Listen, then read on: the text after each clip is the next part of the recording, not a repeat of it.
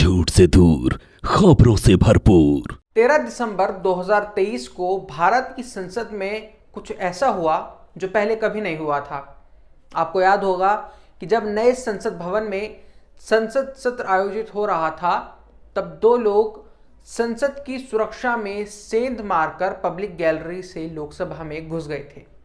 इनमें से एक व्यक्ति ने संसद में एक छोटे से कनस्तर से धुआं छोड़ा था, एक ने नारेबाजी की थी, सरकार की नीतियों का विरोध कर रहे थे। इसी समय दो लोगों ने संसद के बाहर पीले धुएं वाले छोटे कनस्तर खोल दिए। दिल्ली पुलिस ने उस वक्त त्वरित कार्रवाई करते हुए चारों आरोपियों को गिरफ्तार कर लिया। इस मामले में 6 आरोपियों को गिरफ्तार किया गया, लेकिन इन 6 आरोपियों ने अब पटियाला हाउस कोर्ट में एक अर्जी डाली है, जिससे दिल्ली पुलिस सवालों के घेरे में खड़ी हो गई है।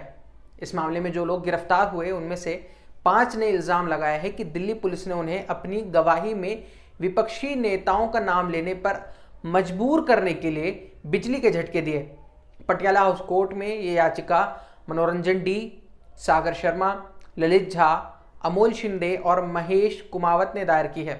इन लोगों ने यह भी दावा किया है कि पुलिस ने इनसे ज़बरदस्ती 70 खाली पन्नों पर दस्तखत करवाए। इससे पहले एक सुनवाई में छठी आरोपी नीलम आज़ाद ने भी आरोप लगाया था कि एक महिला ऑफिसर ने उससे ज़बरदस्ती 52 खाली पन्नों पर हस्ताक्षर करवाए, उसके सिग्नेचर लिए। दिल्ली पुलिस किसी से खाली पन्नों पर दस्तखत क्यों करवाएगी, ये तो दिल्ली पुलिस ही जानती है।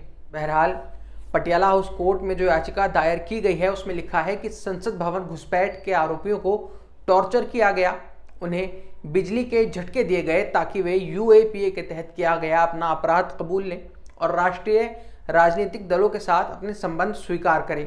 इस एप्लीकेशन में यह भी लिखा है कि 2 आरोपियों पर विपक्षी पार्टी के एक नेता के साथ अपने संबंध लिखित में कबूल करने के लिए दबाव बनाया गया।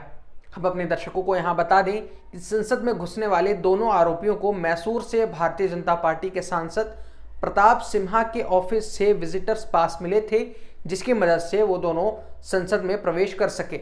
मनोरंजन डी ने प्रताप सिम्हा के ऑफिस में बताया था कि सागर शाह उसका दोस्त है और इस तरह दोनों को विजिटर्स पास मिला था। इसके अलावा आरोपियों का किसी भी पार्टी या नेता से संबंध स्थापित नहीं हो पाया है। अब लौटते हैं पटियाला हाउस कोर्ट में हुई सुनवाई पर। बुधवार को हुई सुनवाई के बाद अतिरिक्त सत्र न्यायाधीश हरदीप कौर ने दिल्ली पुलिस स्पेशल सेल से जवाब मांगा। दिल्ली पुलिस स्पेशल सेल ने आवेदन पर जवाब देने के लिए समय मांगा है। अब अगली सुनवाई 17 फरवरी को होगी। इसके अलावा दिल्ली पुलिस ने आरोपियों की न्यायिक हिरासत 1 महीने बढ़ाने की मांग भी की।